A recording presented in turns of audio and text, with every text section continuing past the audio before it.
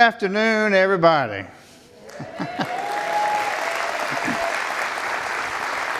I really appreciate the video. As a matter of fact, everything I was going to say you've already seen. So, why don't you just take the rest of the day off? Let's just call it. I mean, I've only got 40-something days left. What are they going to do, fire me? Actually, that's exactly what they would do. So you don't have the rest of the day off. In fact, we may tack on another 30, 40 minutes because you really should be doing your work instead of being in here with me today. So thank y'all so much for being here. It really is my honor and privilege to show you what you have accomplished. And I mean that sincerely. This is my last, this has been a season of lasts for Tammy and me, I can assure you, but this is my last opportunity to talk to you about the state of the university. But I got to tell you, of some 8 or 9 things I've had the privilege of doing, this is by far the best, not because it is my last, but because it's the best in terms of the things that we've accomplished together. And I'll have an opportunity to sort of highlight some of the things you have already seen. But again, thanks so much for being here with us today. Well, it's going to be a long day, folks, I can tell you. Let's see if we can find a way to make this work.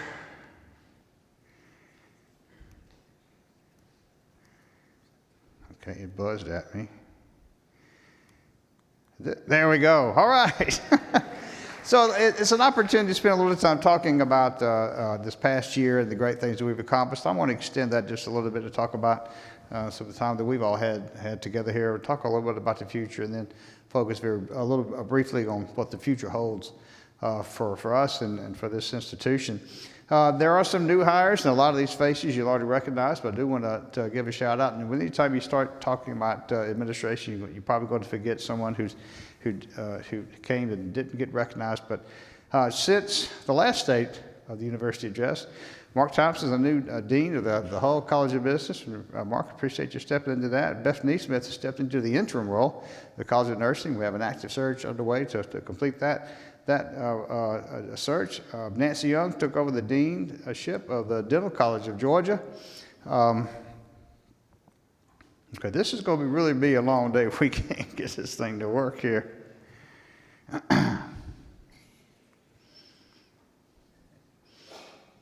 Going to need a new one, I think. Actually, I'm not really pushing anything. I just want to see what they do.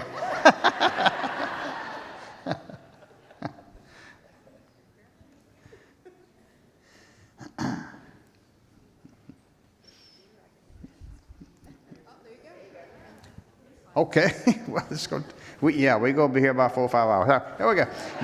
Brittany Alls took over the VP for Audit, Compliance, Ethics, and Risk Management. She probably has the longest title of all of us, but she has one of the most important jobs we have here, too. Karen Head, the Associate Provost for Faculty Affairs. And Ralph Turner, the new Market President of WellStar MCG Health. And I especially want to give a shout out to Ralph for the great work he has already done, and that partnership has already exceeded any expectations we could have had. We're really, really excited about having Ralph here. I didn't do anything that time. That's great. Aisha Lavin is the new interim associate VP for Academic Affairs in the Provost Office, and we appreciate that. Green forward, green backwards, and I don't know what that does. I think it says explode. Okay, we won't do that. And Garrett Green has taken over a new role, sort of an extension of his previous role as Associate VP for Access, Success, and Belonging. So congratulations to all these new faces and old faces and new roles and the positions they've taken. We really look forward to seeing where you take this place. The legislative session is completed. It ended at the end of March, I believe the exact date was around at that point in time. We're always excited when that's over with because strange things happen when the legislators are in session. And for us, a lot of good things happen this time around. In terms of allocations, we had the state funds, not a reduction. I used this slide last year, and there was an actual reduction of some over $10 million, as you may recall. We've got that restored. So we had an increase in our FY25 allocation of just over $10 million. Enrollment earnings of $13.8 million of new money, and I'll talk about enrollment a little bit more. And what a great tribute to all of you and the great work that you do to increase our enrollment. And there's so many reasons for that I'll touch on in a minute. But as you can see, it turns into real cash for us, which allows us to reinvest in the great things that we're doing here. We also got a small cap to help us with some of the improvements in the interdisciplinary research building of $5 million. That's a scratch on the surface of all the things we need to do, but at least it is some progress. And then the two final things are really incredible, exciting opportunities for the Medical College of Georgia and the Dental College of Georgia. We are expanding our MCG campus in Savannah. We're going to be having 40 students start there. In fact, they'll be starting this coming summer. Construction, renovation of space on the Georgia Southern campus of the old Armstrong campus allows us to do this, and we're really, really excited about that. The 4.7 that you see there provides us with sort of startup money as those students come on board.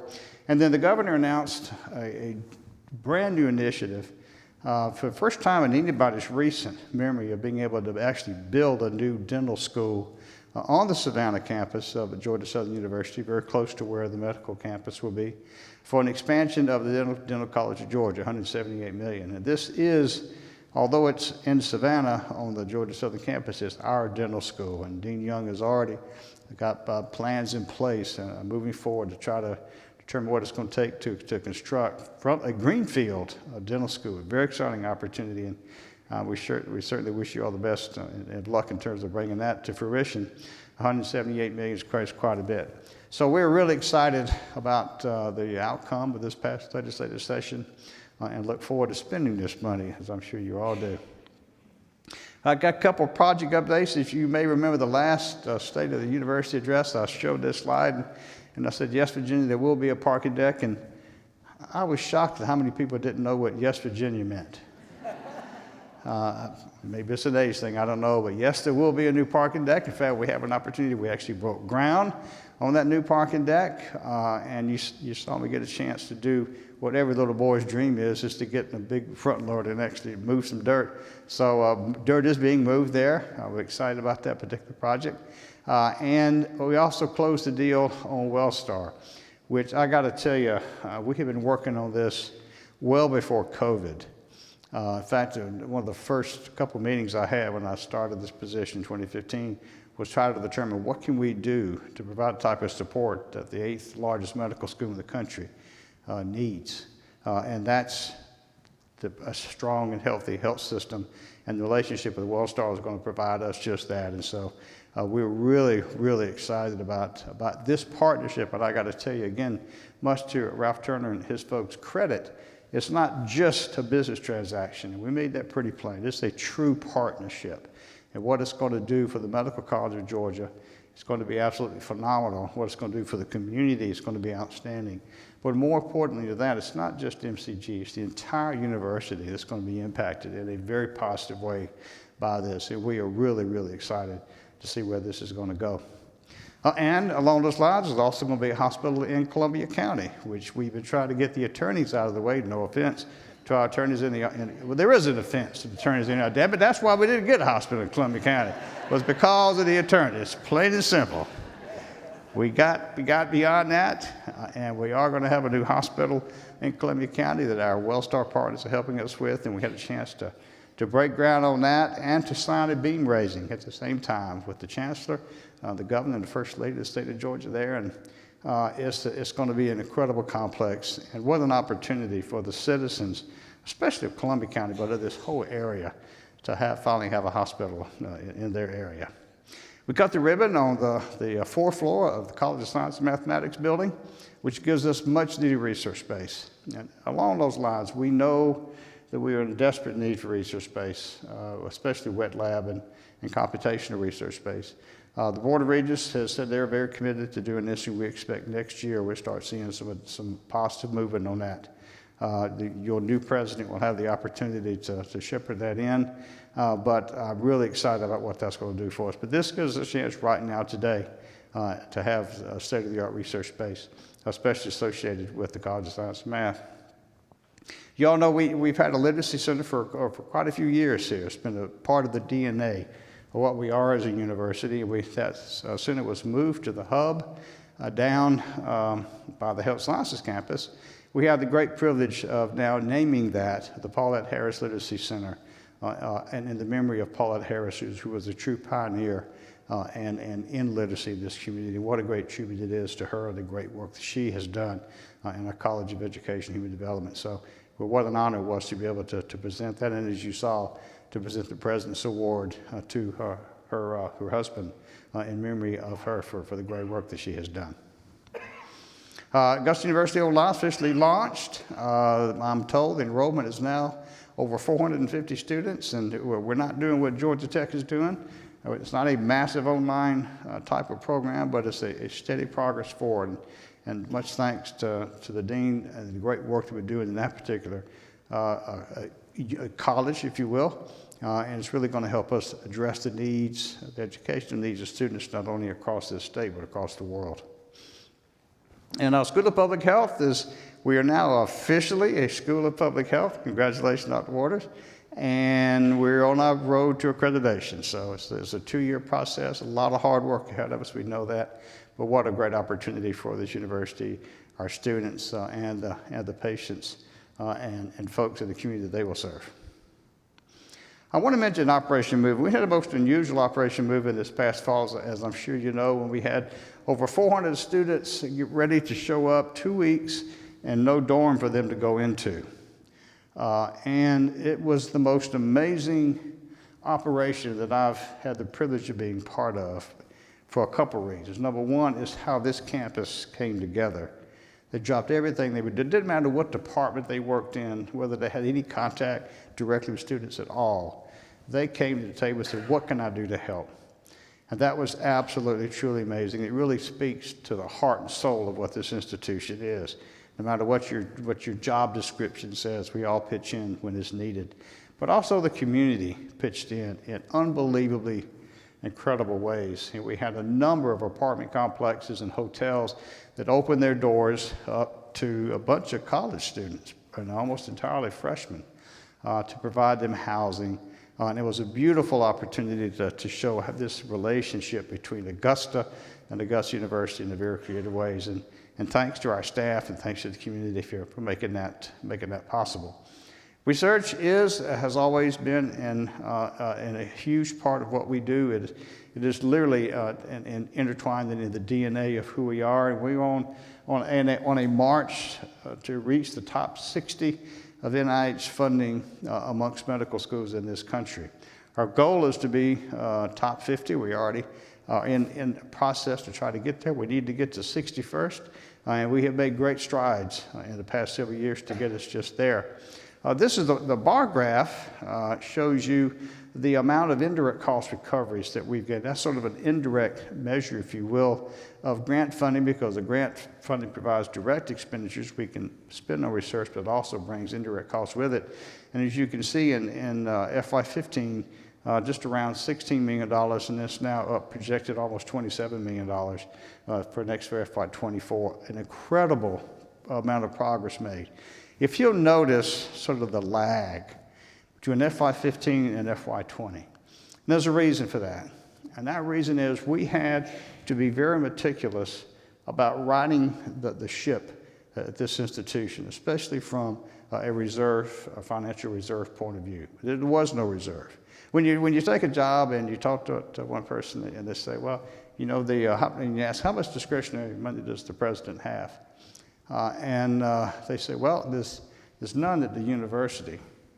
We get that from the margin of the hospital. I said, oh, okay, cool. And I had a meeting for next week with the hospital. I said, how much reserve my margin you expect to gain? They said, oh, well, there's no margin at the hospital. So there's no reserve.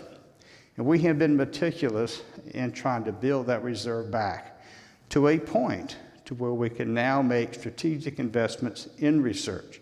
And around FY19, FY20, we began to do just that. And now you're beginning to see the fruits of that labor. And thanks to the administrative staff for having the diligence to serve, to conserve, so that we can provide this sort of opportunity for us. And now you're beginning to see it. And then the inset graph is the NIH ranking. And just this past year, we have dropped. So the bar graphs going up is good. The inset ranking going down is good, and we dropped from 74th in the country to 68th on our way to top 60. And as you can see, based off the projected on the bar graph, indirect costs, which sort of prognosticates what the future will look like. I think the future looks really, really good for our funding here at the medical college and the other great research that we do. So much thanks to our researchers and to all of you for being diligent, helping us build those reserves back. We can begin to make those strategic investments. As you have heard me say many times, and I will never get tired of saying it, one priority at this university, that's our patients and our students. Everything we do here centers around providing the most outstanding educational opportunity we can for our students and the very best high-quality, high-tech care for our patients. Everything we do centers on that. And that has allowed us to set ourselves apart from every other university in this country. And I know that one single priority will be maintained no matter who sits in the office in Anthony Hall.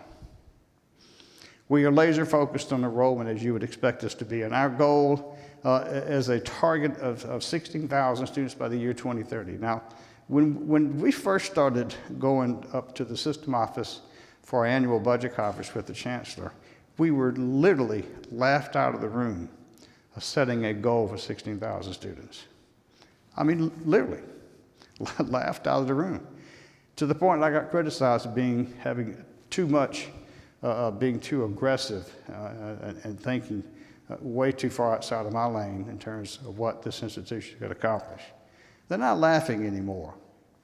We have had an unbelievable increase in enrollment, a 27% increase in enrollment since 2015, a year-over-year increase in enrollment of averaging about 3% from 2015 to this past fall. And when you look at the previous 5 years, a year-over-year decrease in enrollment of about 3% as well, a complete 180-degree turn. There are a heck of a lot of reasons for that, but all of those reasons fall at the feet of every single one of you, because you're the ones that have made this possible. And I can't tell you what an impact this is having, not only on a university here in Augusta, but the reputation we have throughout the entire system. And to sort of put that in perspective, I went back and actually looked how many other universities in the system can claim that sort of increase. So this graph shows you the percent change in enrollment for each institution, all 26, comparing 2015 to 23. And what you see is that during that period of time, only 10 institutions actually had an increase in enrollment during that period of time. 16 institutions have had a decrease in enrollment comparing 2023 fall to fall of 2015. The one on the far left is the system office, and this increased about 8%. But Augusta University has shown a 27%. The only two universities that are higher than us are Georgia Tech, and that's primarily because of this massive online degree program where they have some 25,000, 30,000 students enrolled in a single class. And Kennesaw State University for the great work that they're doing there. So we're in an elite group of institutions. And again, it is because of your focus on that priority, our students, and I can't thank you enough for helping us set ourselves apart and for staying the course for enrollment. It's not just butts and seats, pardon the expression, but it's also credit hours that we generate. And Yvonne Turner would be the first to tell you that's an important metric, because that tells us what the finances are going to look like. And we can't reinvest in something if we don't have something to reinvest in and something to reinvest in that with. This shows you how our credit hour production has increased over that time in the inset. From academic year 19 through academic year 23, and then the horizontal bar graphs show you the increase we see in each group, and the group is about the funding formula. The black bars show you the most recent fiscal year. Group 5 is MCG, DCG primarily, which we get the highest amount of funding for. So great work in terms of getting students through the door, but also great work at getting the credit hours increased. And we have one of the highest full-time percentages of any institution in the state as well. One of the highest, and I'm very, very proud of that, and you should be as well. Great athletics here at Augusta University. If you've not been to a game, you need to take advantage of it. It's fantastic entertainment, but also what a great way to show your pride in Augusta University. We've had a lot of success this past year. Some examples, our men's golf team won the Southland Conference championship, and they made the regional debut, and our ladies won the Southland Conference as well, and also made regional play. A golf team, our men's cross country team won the Peach Belt, and they have been routinely winning the Peach Belt Conference and doing great work there. And our ladies volleyball team not only won the outright season championship, they won the Peach Belt Championship and made it all the way to the Sweet 16 in NCAA D2. And just barely got knocked out there. So really, really proud of our ladies volleyball. If you haven't been to a volleyball game especially, you really should go. It is a wonderful, wonderful way to show your pride for this university and see those ladies perform. And our ladies basketball team, under Coach Stewart, I think it's only her second year. They didn't win the Peach Belt Conference, but they placed high enough to actually go to regionals. In fact, one of the best seasons our women's basketball team has ever had. And we're really, really excited and proud for them. And that coach is doing an amazing job. And she's really going to take these ladies to great heights. So congratulations to our athletics team. And you saw the unveiling of a new Augustus. He's not nearly as pretty as the real Augustus, but you're beginning to start to see those statues around campus. There's one just right outside here as you go over toward Allgood. And you're going to be seeing one of these in the Bushfield Airport here very soon. So when folks get off planes there, especially at Masters, can you imagine that? Beginning to see that mascot sitting right in the middle of the way you go out. So what a great way to further spread the word of Augusta University. Now, I started this position 9 years ago, having left Georgia Southern University. I started in July of 2015. And there's been an amazing amount of progress being made by then. And I'm going to take a little bit of personal preference here, if you don't mind, because we have a 200-year history, so just the time I've been here is not all that important when you think about it. But think about what we've accomplished since 2015. We all have a lot to be proud of. We've gone from GRU to Augusta University, and if nothing else happened, that's enough. That's enough. And, and thanks to the Board of Regents, seriously, for having a lot of courage to go back on themselves and change the name. But that one single event, I think, has done more for the reputational aspects of this university. I've learned a lot about marketing and branding since that point in time. But it's given us a chance to instill pride, I think, in the community and spread our reputation throughout the state and certainly throughout this region. We've had some capital improvements, as I've already talked about. During that period of time, we expanded the Georgia Cancer Center. We built a bridge across over to the clinical component. We built the College of Science and Mathematics. We finished off the 4th floor with that. We built 2 new dormitories on the Health Sciences campus. We constructed 320,000 square feet of cybersecurity space, $100 million, the largest single investment of any state in the country to date in cybersecurity. And we broke ground on a new parking deck that I know you're all really, really excited about. And I'm sure the next president will appreciate this, so he or she won't be getting so many emails about a parking situation here. So you're welcome, whoever it is. But no, that is coming out of the ground now. We're really, really excited about that. We've had a 27% increase in enrollment since 2015, a 29% increase in the freshman class since 2015. And by the way, over the last 3 years or 4 years, Dr. Davies can correct me, greater than 50% of the freshman class is from outside the Augusta area. While we love to train the sons and daughters of Augusta, we're not just a community college anymore. And most of our kids come from outside of this area, so we're really excited about that. We've had an 82% increase in graduate enrollment, and our new dean of a graduate school has really taken it to another level, and a lot of this also is our College of Education and Human Development. Dr. Wilson, thank you so much for the great work you've done. An 82% increase in graduate enrollment since 2015. 20% increase in credit hour production since 2015. We've had a 35% increase in academic programs from 124 in 2015 to now, and actually this slide, this notice is not right. It's not 167. It's 168. Board of Regents just approved our new Bachelor of Science degrees in data science yesterday. So we're not, absolutely. We are continuing to increase, and I know this is only going to get more as we move ahead. A 32% increase in degrees awarded since 2015. I've had the privilege of attending commencement, officiating over my last commencement this past week, and since 2015 we've graduated close to 20,000 students, and that's what this is really, really all about. In terms of research, a 38% increase in NIH funding since 2015, and a 50% increase in indirect cost recovery since that time. So we have made tremendous progress. But as they say, all good things got to come to an end. And after 40 years in higher education, I have made the decision, along with my bride, to retire and to move on to other things. But my career didn't just start 40 years ago. My career actually started here 50 years ago. In the fall of 1974, I entered Augusta College as a somewhat bushy-haired, much to my father's chagrin, and certainly naive freshman. And 4 years later, started the Medical College of Georgia in 1978.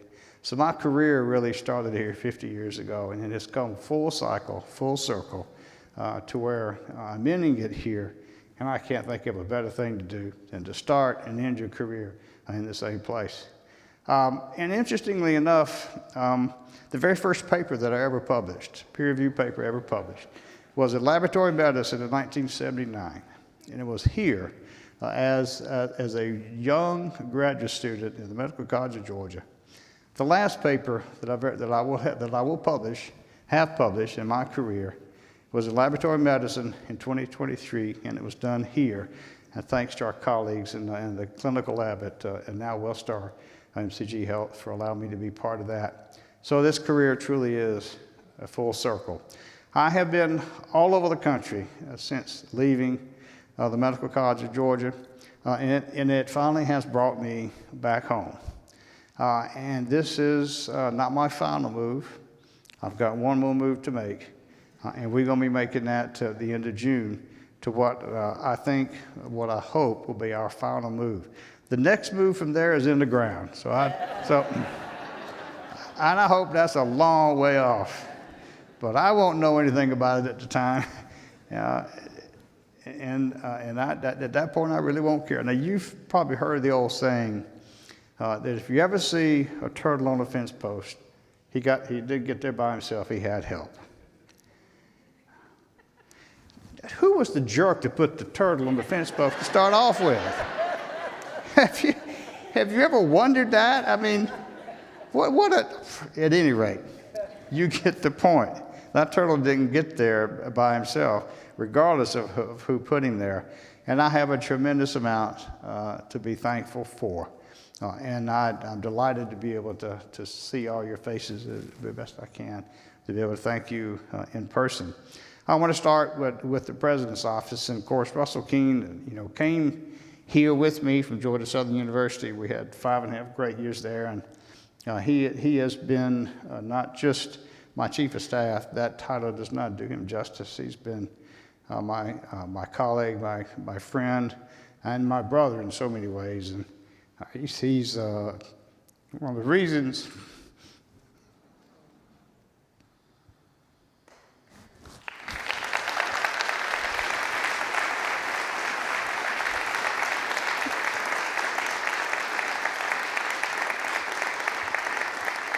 I'm just kidding.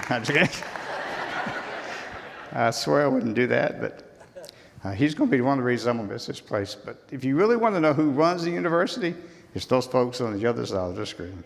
Sheila Mays and Stephanie Campbell do the day-to-day work that makes this place go, but it's really Maggie Witherington who's the one who runs this place. She is always here when I get here. She never leaves until I leave. And believe me, Maggie, you can tell your husband, Tammy has chewed me out many a night by saying, will you get your ass home so she can get home?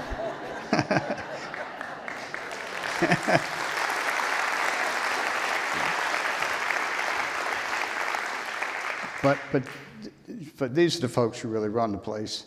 They let me stand out front and take credit for it, and I can't be grateful enough. I've got an outstanding President's Executive Cabinet, in addition to Russell, of course, Neil McKinnon, David Hess, Michael Schaffer, Yvonne Turner, and Chris Melcher do all the real hard work to make this place go. And then there's the extended President's Cabinet. And many of you in the audience, you know who you are. We've got the best administrative team and administrative cabinet that I know of. And I get an opportunity to receive a lot of credit for stuff that happens here. But I know full well you are the ones who have made this work. And I just get to be the mirror that reflects all your great accomplishments. And I will never be able to thank you enough. I get asked all the time, are you looking forward to retirement? Well, it's not like I'm counting down the hours, but I really am. This was taken at my desk just a few minutes before I left to come down here. It's now 46 days and 3 hours and 23 minutes and probably about 47 seconds before retirement. So yes, we are beginning to look forward to this. And I get asked a lot, what do you plan to do in retirement? Well, Tammy's would spend all her time underwater if she could. I haven't been able to dive in quite some time, but we started out in that way, and she's going to have an opportunity to dive any day she wants to now. And I've made her that commitment, and I'm going to be spending my time on top of the water while she's under the water fishing, and I've taken up saltwater fly fishing, and that's something that I've come to really appreciate. That's not because I'm lonely on the other side of it, by the way. I just wanted that being that fish. At any rate, that's what I'm planning to do. We're also going to have an opportunity to try to do some more traveling. We went to Africa, had the privilege of going to Africa several years ago. We got another trip planned for next year. But this is also one of the reasons that we want to retire. I've got two outstanding kids. You wouldn't ask for better children. My gosh, they've been grown adults for some time now. My son here in Augusta, a graduate of the great School of Computer and Cyber Sciences, and my daughter in Philadelphia, a graduate of SCAD. And my daughter and her husband, have given us our only grandchild. And this is Penelope Rose, and she's Penelope Rose Keel, as a matter of fact. And so we're looking forward to being able to spend a little more time with her too. And those of you who have grandkids, I know you know the pull that is. So what about tomorrow? Well, we talked about the past, talked about the present. Let's talk about the future and sort of wrap things up here. I know very well this place has an incredibly bright future. You are in the process of creating a legacy like no other, which that sort of speaks to the past, but another way to look at this, you're also creating a future like no other. Tammy and I are in a place in our lives where we're beginning to write the next chapter of what our life is. And I feel pretty comfortable with that because, as this says, I happen to know who the author is, but more important, I also know who the co-author is as well. We will miss this place. We will miss all of you. I'm going to invite, I'm not going to invite you to come see us in part, so I'm sorry. I got to draw the line somewhere. I'm moving to the Keys. I'm not going to tell you which one. You can go door to door if you find us. I'll make you a drink. How about that? But we are excited about where it goes. Thank you all so much for what you do day in and day out to make this place. You have an awful lot to be proud of because of all these folks that are sitting to your left and right. Tammy and I look forward to following this place from afar, watching the great progress that you make. So thank you so much. And one more time, go Jags!